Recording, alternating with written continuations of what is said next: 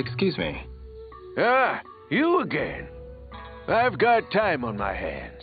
Tell me a story, won't you? Well, actually... If you got no good ones, let me tell you old stories about the village. I'm all ears. A long time ago, this village was robbed by a band of bandits. It's been almost 70 years ago.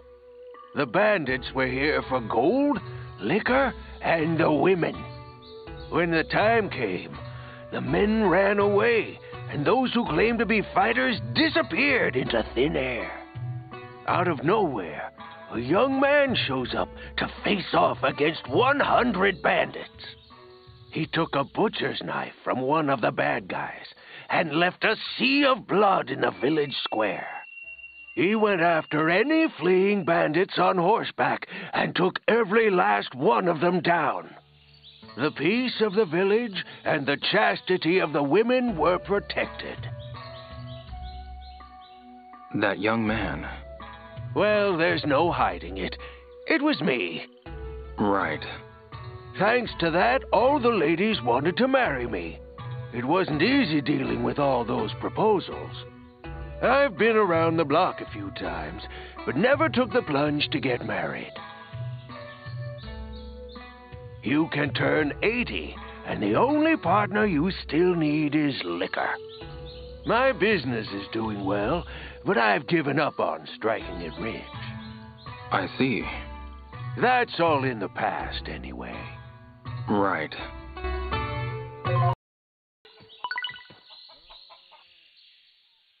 Excuse me. Ah, you again. I've been wanting to have a chat with you. I'm all ears. Don't you feel there's a shortage of craftsmen in this village? Craftsmen? Yeah, carpenters in particular. Maybe. But we've got houses, temples, and even a marvelous bell tower. Who do you think built them all? Beats me. Well, there's no hiding it. It was me. Right. The first few houses I built weren't so great. They were failures, so I thought about destroying them. It's been almost 50 years since the villagers begged me to let them stay in the houses. That said, the bell tower was completed on top of my failures. When I die, the buildings will eventually crumble and fall. But I guess I wouldn't have to care anymore. That woman sure is persistent. She never leaves me alone at night. If only I were younger, I'd make better company. I see. That's all in the past, anyway. Right.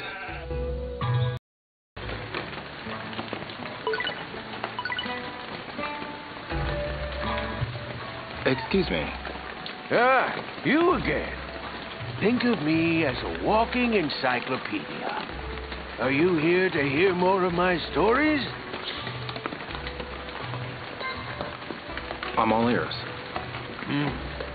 You don't believe a thing I say, do you? Well, actually... I don't blame you. I've led such a phenomenal life, the average person just wouldn't understand. But that doesn't change the fact that I've been a pillar of support for this village. I see. I told you about how I built all the houses in the village, right? That means everybody who lives here should be paying rent to me, their landlord. However, some presented me with rice fields instead.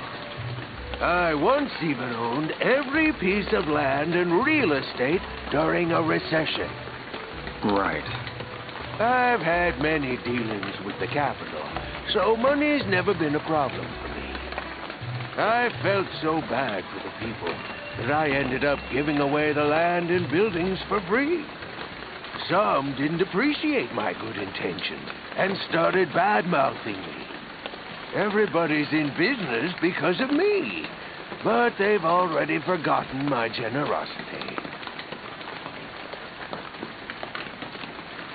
That chef really had exquisite skills. I wanted to let him set up shop in town. I don't think he has any plans to return, though. When I pass on, would you like to live in my house? No, I'm good. That's fine by me as well.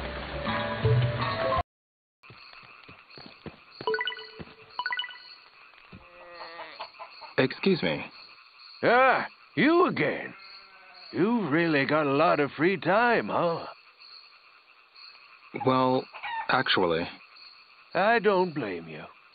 This village isn't so nice to outsiders. I must be the only one willing to talk to you. I've got no one to talk to, so you remind me of myself. When I die, there's no one to inherit my grand fortune. Maybe I'll just give it all to you. you don't have to, really. This is all I have on me now, but take it, will you? Right. Thanks.